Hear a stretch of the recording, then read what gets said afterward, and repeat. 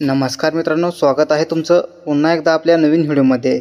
जर तुमचं आणखी अतिवृष्टी अनुदान खात्यावरती जमा झालं नसेल तर तुमच्यासाठी हा आजचा व्हिडिओ खास आहे। तर त्यासाठी व्हिडिओ शेवटपर्यंत नक्की पहा आणि जाणून घ्या या ठिकाणी खात्यावरती अतिवृष्टीचं अनुदान का जमा झालं नाही। तर त्यासाठी व्हिडिओ शेवटपर्यंत नक्की पहा। चॅनलवरती नवीन असाल तर चॅनल सबस्क्राइब करा, बेल आयकॉनवरती क्लिक करा, जेणेकरून नवीन व्हिडिओ आल्यानंतर त्याचा अपडेट तुमच्या मोबाईलवरती मित्रांनो येत राहील। तर अतिवृष्टी अनुदान खात्यावर जमा न झालेल्या शेतकऱ्यांसाठी या ठिकाणी सरकारकडून या ठिकाणी महत्त्वाचं आवाहन करण्यात आलेलं आहे। तर यामध्ये अतिवृष्टी अनुदान प्राप्त करण्यासाठी तातडीने तुमची KYC करून घ्या। आपल्या अनुदानाची सद्यस्थिती तपासून आपल्याला येत असलेल्या समस्येच्या स्वरूपानुसार तातडीने पुढील प्रमाणे कारवाई करावी। तर यामध्ये मित्रांनो तुम्हाला अनुदानाची स्थिती, त्यानंतर अर्थ आणि त्याच्यासाठी उपाययोजना काय करायची आहे। तर तुम्हाला अनुदानाची स्थितीमध्ये जर पेमेंट तुमचं रिजेक्टेड झालं असेल तर याचा अर्थ तुमच्या आधार सीडिंग किंवा KYC पूर्ण नसल्यामुळे तुमचं पेमेंट हे नामंजूर होत आहे।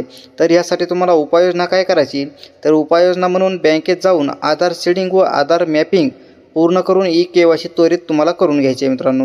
तर त्यानंतर तुम्हाला name mismatch as per farmer ID म्हणजेच आधारवरील नाव आणि फार्मर ID वरील नाव जर जुळत नसेल तर हा एरर तुम्हाला येणार आहे। तर यामध्ये तुम्हाला उपाययोजना म्हणून नावांमध्ये तफावत असल्यास आधार कार्ड व फार्मर IDची छायांकित प्रत पालक अधिकारी तलाठी यांच्याकडे तुम्हाला मित्रांनो ही जमा करायची आहे। तर त्यानंतर तुम्हाला अनुदानाच्या स्थितीमध्ये जर पेमेंट सक्सेसफुल पण जमा झालेलं नसेल तर याचा अर्थ पेमेंट जमा करण्याची प्रक्रिया ठिकाणी सुरू आहे आणि यासाठी उपाययोजना म्हणून आपले आधार कार्ड लिंक असलेल्या बँकेत जाऊन पासबुकवर एंट्री व बॅलन्स तुम्ही तपासू शकता। तर त्यानंतर KYC पेंडिंग, जर तुमची KYC पूर्ण नसल्यामुळे अनुदान रोखले गेलेलं असेल तर यामध्ये तुम्हाला उपाययोजना म्हणून ज्याच्याकडे फार्मर ID कार्ड नसेल त्याने तो प्राप्त करून घ्यायचा आहे। त्यानंतर फार्मर ID कार्ड काढण्यासाठी संबंधित गावातील तलाठी किंवा तुम्ही CSC केंद्रावरती जाऊन या ठिकाणी फार्मर ID काढू शकता। आपले सरकार किंवा CSC केंद्रावर जाऊन तुम्ही KYC त्वरित पूर्ण करून घेऊ शकता।